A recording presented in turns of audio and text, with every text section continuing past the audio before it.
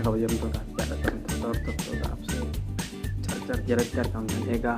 ani nagaa gootii baga nagaa taatan isin jecha arraan tana guyyaa arraan tana qophii ajaa'ibaa takka qabadee isin dhufeen jira qophii bashannanaa argan jedheeti yaada. Egaa qophichi kunis gaafa takkaa mucaa tokko Sayidoo Jaaniin maqaan isaa akkuma beekamu mana barumsa gandee isaanii keessatti mana barumsa tokko jira kutaa takka hanga 8 jira. Osoo baratuu kutaa takka hanga kutaa 8 ga'e karaa mana barumsa kutaa 8 keessatti maraa 8 kufee jaan yeroo 8 gisee kufee jiru saniin boodaan abdii hotatuudhaan dibbee barumsarraa ani kufaadii sanarraa hankee barumsa kana dhifatee akaafaa fudhatee warri isaanitti galee dhugaanii fi warri isaanitti galee jedhu achirraan osoo fi jimaa jabanaa godhee dalagatti ka'uudhaa deemuuti akaafaa birra kaa'ee jabanaa godhu jira beekte osoo jabanaa godhu jiruuti raammoo takka arge raammoon sammukaa kanarra oloo boba'u jirti raammoon suni osoo ol deemu jirtu marraa osuma inni lakkaa'u marra 8 kufte sagalfaadhaa ol baatee ishiin jirtu muka sanarra baate raammoo san laaleetii xiyyaan kun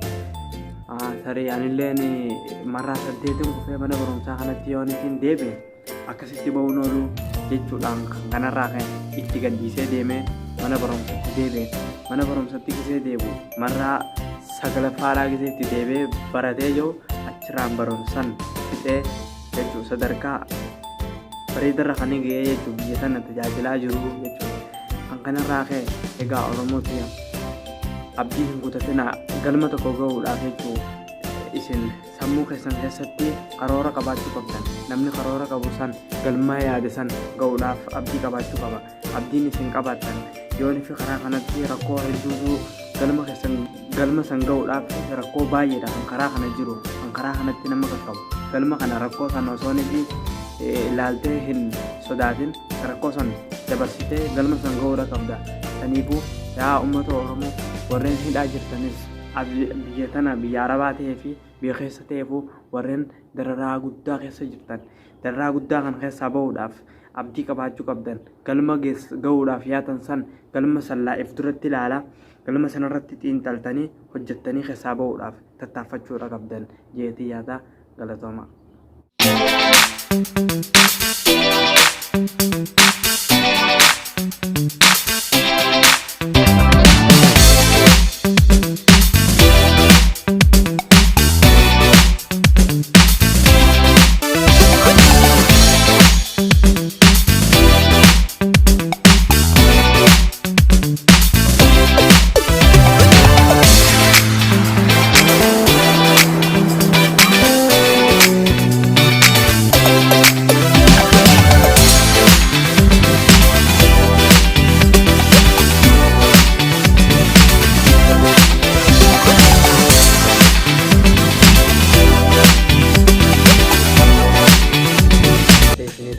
Akkatti bu'aartan abdiin qaba.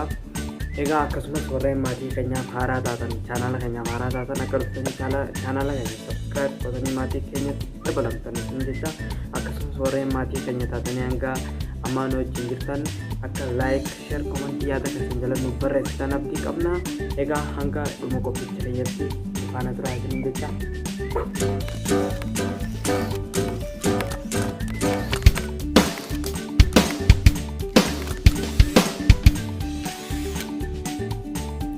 Egaa akkuma beekamu gaafa takka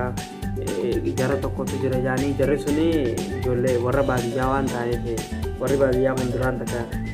waan nyaata kana nyaata bareedaa hin argatanii beekte akkasumas hoggaan fi nyaata kana godhanii jaanii dafii fi irraan fuudhamuu dafnee nyaannaa jaanii fi taa'u jirni beekte akkuma kana dafanii nyaata godhatan paastaa hoggaan fi godhatanii jaanii paastaa kana godhatanii nyaatu jiran jaarsaa fi ilmaan wajjin. Amma fuudhanii mana taa'anii nyaatu jiraniiti osuma nyaatu jiraniiti jarri tokko qaalichi tokko dhufee ala abbaa maamma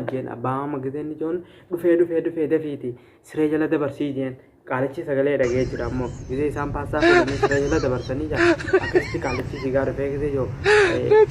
laalee dhumi calma jeetuma mana keessa taa'ee paastaa oggi isaan siree jala dabarsan akka jiraan ta'e calma jee laalee inni siree jala dabarsan sigoo jeen agartee jirtaa jeen eebar harkeen jira jeen hayyees baasaa kaanii nyaannaa jeen akkasitti wajjin nyaatan akkasitti gaaf tokko ammallee qaalitti takka maqaa gootee nyaatan qaalitti maqaa gootee jettu Jadi ilmu itu, sama video berkaya sendiri aja gambar kan semua anak dari nanti pada itu, jual itu kau anda tekal bisa wan injire, pakai setiap organisasi sama video itu sama video injire aja, sama negara kaya jadi itu putih, jiski putih itu akan putih lepas dari game buat itu, ini akan putih itu komposisi lepas dari itu,